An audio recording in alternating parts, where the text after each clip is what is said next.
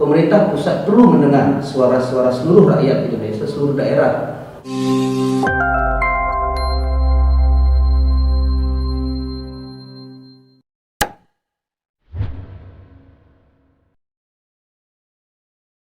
Pertama, saya ingin menyampaikan ucapan terima kasih ya kepada adik-adik mahasiswa seluruh Aceh, baik yang berada di Provinsi Aceh maupun di kabupaten-kabupaten, karena pergerakan demonstrasi ini memang dilakukan serentak di seluruh Indonesia. Terima kasih atas suaranya yang telah disampaikan kepada rakyat. Jadi hari ini tadi adik-adik mahasiswa dari Unsiyah dan gabungan seluruh perguruan tinggi dan universitas di Provinsi Aceh mendatangi gedung DPRA menyampaikan tuntutannya. Yang saya tangkap tuntutannya, pertama menolak kenaikan BBM dan kelangkaan solar. Kedua, menolak penundaan pemilu atau perpanjangan periode presiden. Selanjutnya kenaikan BPN dan pajak dan satu lagi tentang minyak goreng. Jadi itu ucapan terima kasih saya dari fraksi Partai Demokrat. Yang kedua, kami menyampaikan semua regulasi yang tuntutan disampaikan oleh adik-adik mahasiswa tadi itu berada di pusat.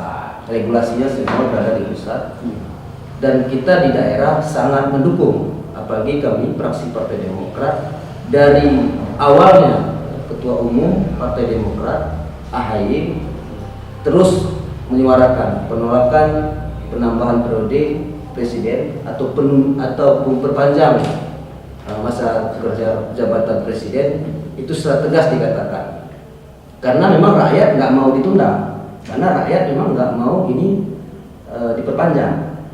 Kalau ada oknum-oknum menyatakan ini adalah suara rakyat, pertanyaan dari kita, suara rakyat yang mana? Karena semua badan survei mengatakan bahwa rakyat Indonesia menginginkan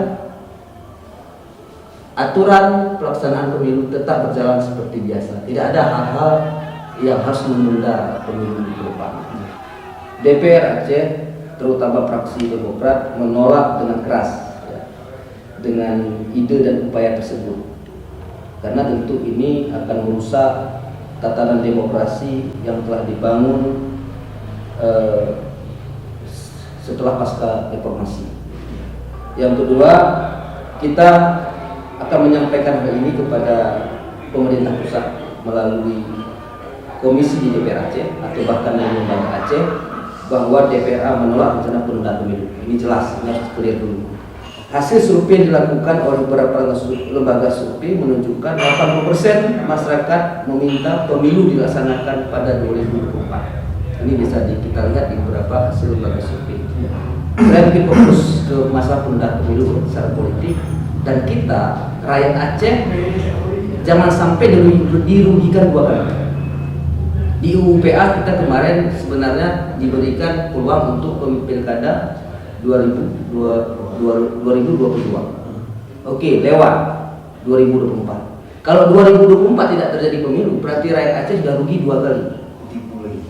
Karena sesungguhnya kita tidak mau Aceh ini dipimpin oleh bukan hasil keinginan rakyat. Jadi kita khusus untuk sebagai rakyat Aceh, saya sebagai rakyat Aceh, sebagai ketua fraksi Demokrat menginginkan masalah penundaan pemilu ini harus clear, dan presiden harus tegas, tidak boleh buang badan atau cuci tangan terhadap hal ini. Ini harus clear. Saya rasa itu Pak titik berat. Masalah harga bahan pokok, kita baru sedikit melewati masa pandemi COVID-19.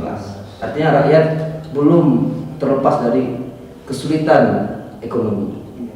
Kami merasa memang pemerintah pusat perlu mendengar suara-suara seluruh rakyat Indonesia, seluruh daerah, apalagi adik-adik mahasiswa sudah turun hari ini untuk membuat regulasi yang lebih bagus, untuk membuat aturan lebih bagus. Jangan sampai ada kelangkaan minyak goreng, ada kelangkaan solar. Ini harus dijelaskan kepada rakyat secara menyeluruh. jangan ada pertanyaan ataupun dugaan-dugaan yang negatif kepada pemerintah.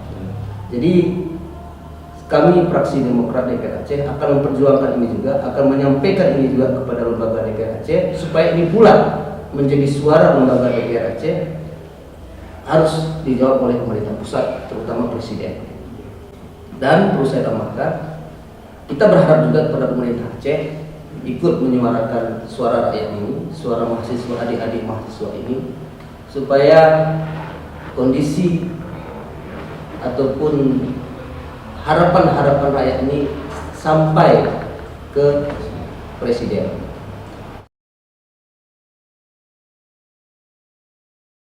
Memang dari kelangkaan solar ini ya, kita berangkat dari situ bahwa memang saat ini ada pengurangan kuota ya, kuota solar bersubsidi untuk beberapa provinsi termasuk Aceh. Dan ada pengurangan kuota 8.000 kiloliter ya, atau 2,2% untuk wilayah Aceh. Ada pengurangan. Jadi kita meminta memang pemerintah untuk mencari solusi mengatasi pengurangan suplai bahan bakar solar tersebut. Ini memang harus dicari solusinya secepat mungkin gitu, ya, supaya jangan kejadian seperti tidak sampaikan tadi. Dan kita juga akan meminta pemerintah pusat merumuskan kebijakan afirmasi penggunaan solar bersubsidi ya, agar pengurangan tersebut tidak berdampak bagi masyarakat kecil. Nah, jadi memang ini regulasi ini harus seperti yang disampaikan awal tadi, harus dicari solusinya. Memang ada mungkin dampak ekonomi global yang terdampak juga ke Indonesia, tapi karena kondisi rakyat Indonesia memang baru terlepas dari pandemi COVID-19, ini harus dicari solusi yang terbaik. Saya rasa itu memang.